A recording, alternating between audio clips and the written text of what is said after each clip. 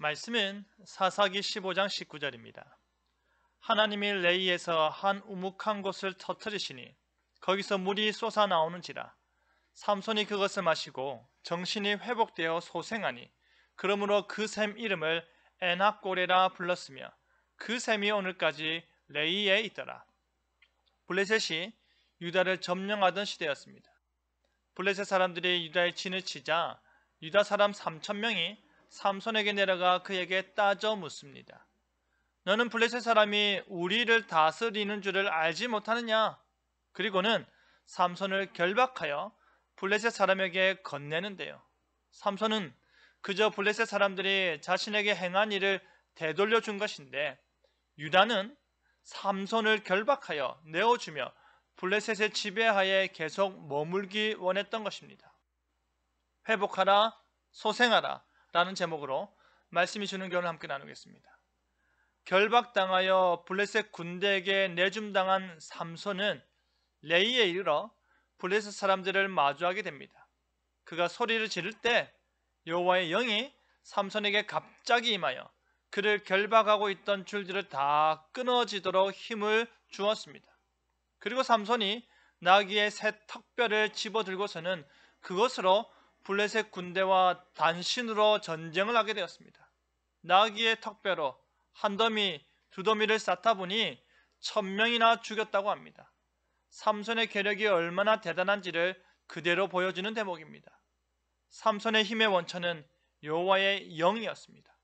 여호와의 영이 그에게 임하자 그를 결박하고 있던 밧줄이 떨어졌고 오직 나귀의 턱뼈 하나로 수많은 블레셋 군대를 무찔렀던 것입니다. 하나님께서 그에게 힘을 주실 때에 상상할 수도 없는 일들이 일어나는 것입니다. 결박된 삼손을 보고 환호하던 블레셋 군대는 그야말로 고통의 절규 가운데 참사를 당한 것입니다.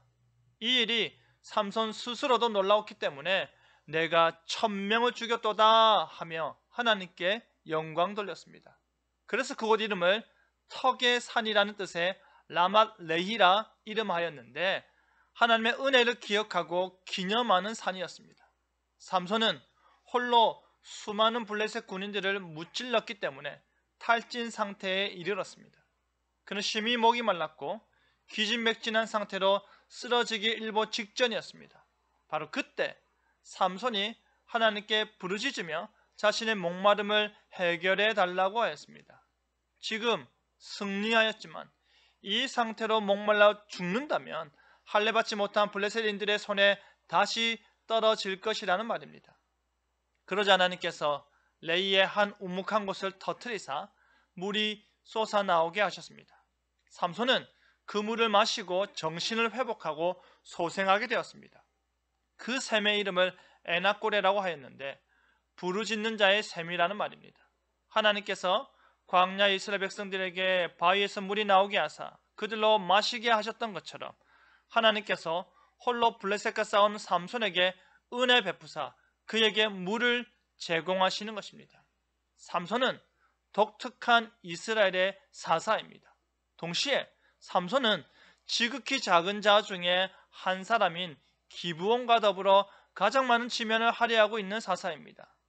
그를 사사로 부르신 분도 하나님이시고 그에게 하나님의 영을 충만케 하사 초월적인 힘을 주신 분도 하나님이십니다. 삼손은 비록 어리석었고 비록 신실한 신앙인의 모습을 보이지 못했다 하더라도 하나님께서 그를 사용하실 때 나귀 턱뼈 하나로 블레셋 군대를 이겨버렸습니다. 자신의 동포인 유다 사람들은 삼손을 결박하면서까지 블레셋을 섬기고자 하였다면 삼손은 오직 하나님의 영에 의해 충만한 힘으로 블레셋과의 전쟁을 치렀던 것입니다. 사랑하는 성도 여러분, 하나님께서 삼손에게 그의 영을 충만케 하셨습니다. 하나님께서 삼손에게 외로운 싸움을 하게 하셨습니다. 그 외롭고 긴 싸움으로 탈진한 삼손을 하나님께서 다시 회복시키셨습니다. 소생케 하셨습니다. 하나님께서 위로하셨습니다. 하나님께서 그의 부르짖음에 응답하사 그를 시원케 하셨습니다. 하나님의 응답하심은 가장 시원한 물과 같은 것입니다. 물이 나오지 않을 곳에서 물이 나와서 모든 갈증을 해소시키는 것입니다. 그것이 하나님의 은혜요, 하나님의 방식임을 기억하는 믿음으로 영적 싸움을 이겨내며 하나님께 부르짖는 저와 여러분 되기를 간절히 바랍니다. 아멘.